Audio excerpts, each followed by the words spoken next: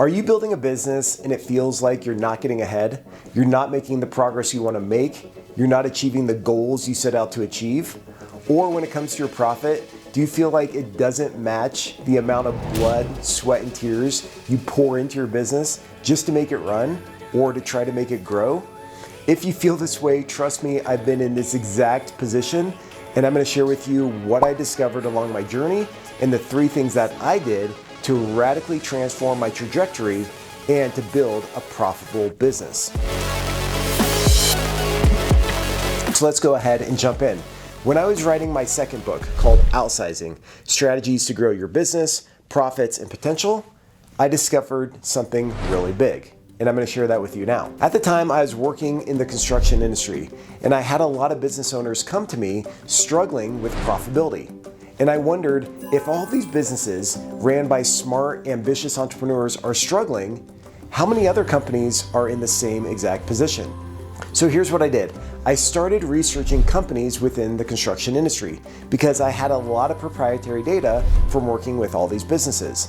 And what I wanted to do was to figure out their economic profit, not accounting profit. Because remember, accounting profit has a lot of add backs, accruals, and other items in there that don't necessarily represent the true economics of a business. Sure, accounting profit is important from a compliance standpoint, and it's critical to represent your financial statements according to GAAP, generally accepted accounting principles, or IFRS if you're international financial reporting standards. But this accounting profit presentation doesn't help business leaders to understand their true economic profits. So here's the difference.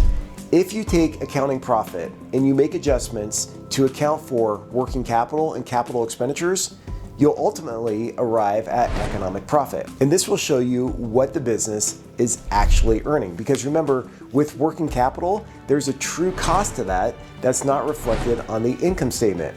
The same thing is true when you invest in property, plant, and equipment, also known as capital expenditures. Those capital expenditures don't show up on the income statement.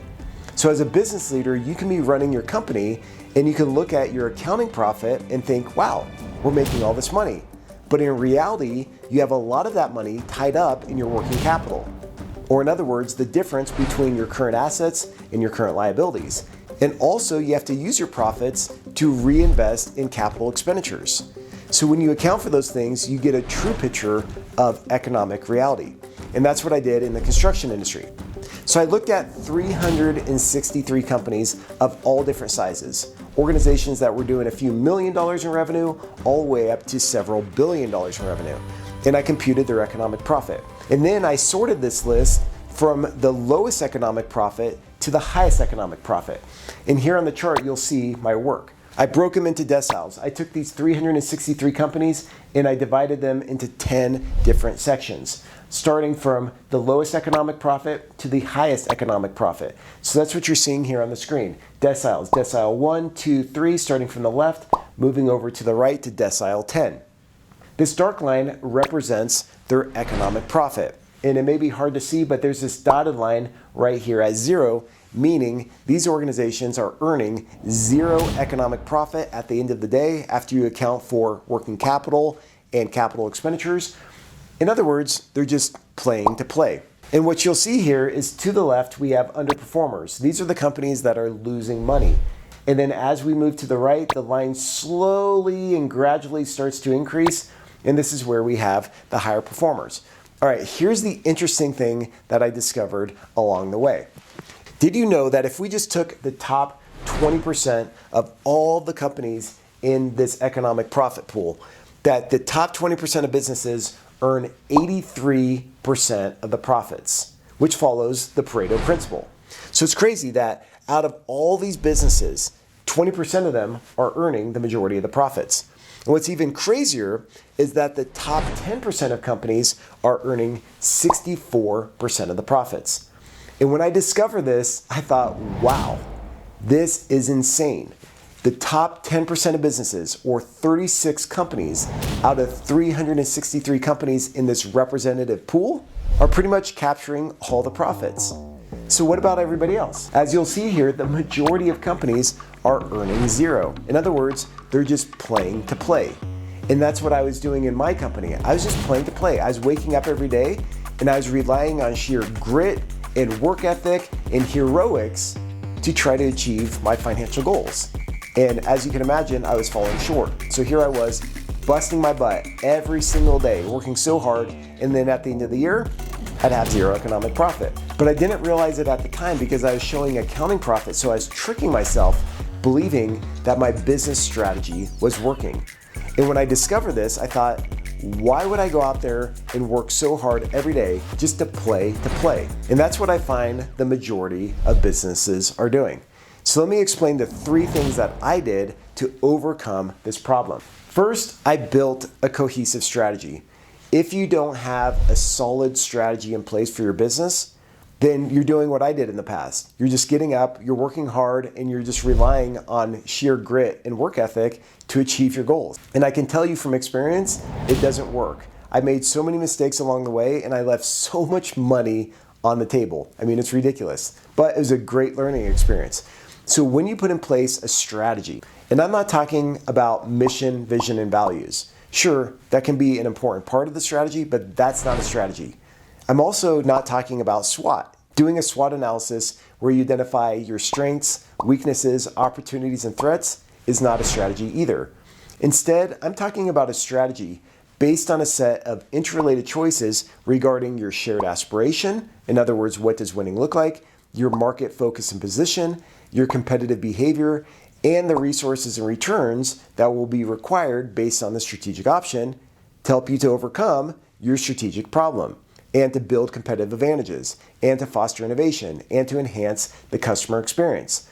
But when you have these set of interrelated choices and then you go out there and you execute on this, that's when the magic starts to happen. Most organizations believe they have a strategy, but it's not really a strategy. Oftentimes, it's just a plan.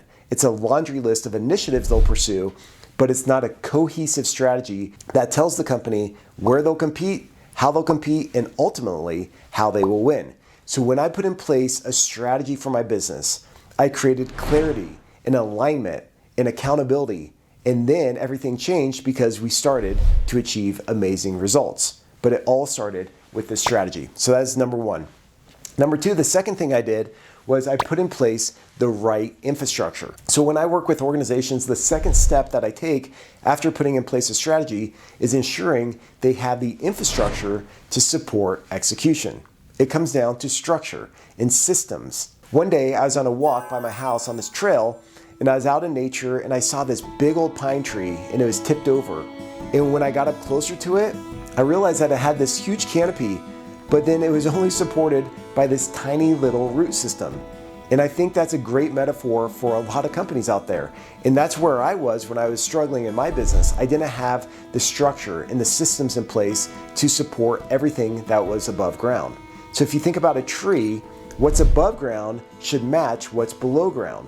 The root system could be quite extensive, and you need that root system to support everything that's up above. And the same thing is true with organizations. If you try to grow too quickly, but you don't have that strong root system to keep you grounded, or in other words, the infrastructure, the systems and the structure, then ultimately you run the risk of failure. So you don't want to go down that path, because I went down that path and it becomes chaos very quickly. So make sure you have the right infrastructure in place to support your strategy and to ensure your success. And lastly, the third thing I did was invest in empowering high-performing teams. Ultimately, you could have the best strategy in the world. You could have all the structure and the right systems in place.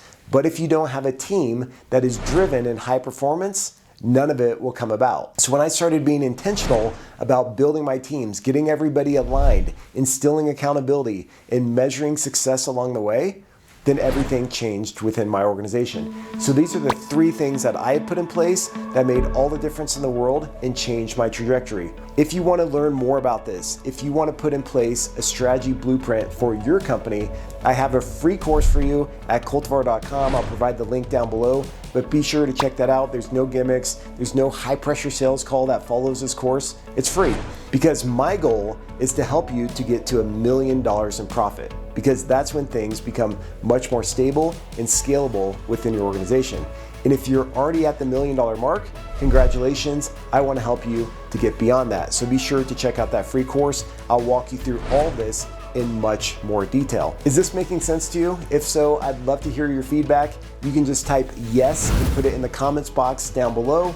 Also, if you have any feedback or you want to share what is your biggest struggle with strategy, I would love to hear that as well. Go ahead and drop that in the comments box, and I'll be sure to respond to each and every one of the comments that you leave for me.